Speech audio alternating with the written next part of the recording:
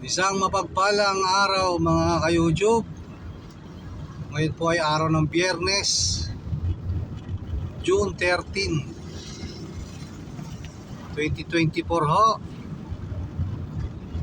Nandito po ako sa may San Luis, Batangas. Ang problema lang po ay hanggang ngayon ay wala pa rin hong supply ng kuryente dito ho sa ginawang power interruption ng Batelec 1. Nag-abiso sila ho na alas 6 ng umaga ay wala ng ilaw at hanggang alas 6 ho ng hapon ay alas 6:20 na ho ng hapon ay wala pa rin hong ilaw. Yan ho ang mabigat.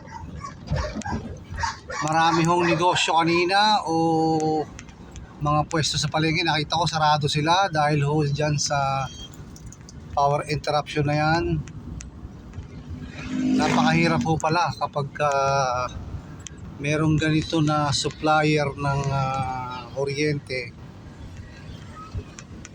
tapos ho ganyan ang ginagawa, ay sobrang haba ng unang oras. More than 12 hours na po walang ilaw dito, kaya sobrang init at walang internet yun. Wala hong social media maghapon. Ayun ho ang problema natin dito sa Batangas ho. Sobrang haba ng pagkawala ng supply ho ng kuryente.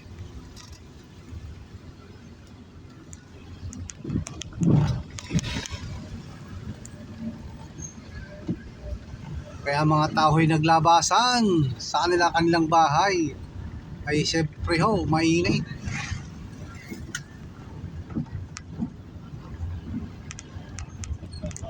Ay grabe naman ho ang ginawa ng Batelec 1 na yan.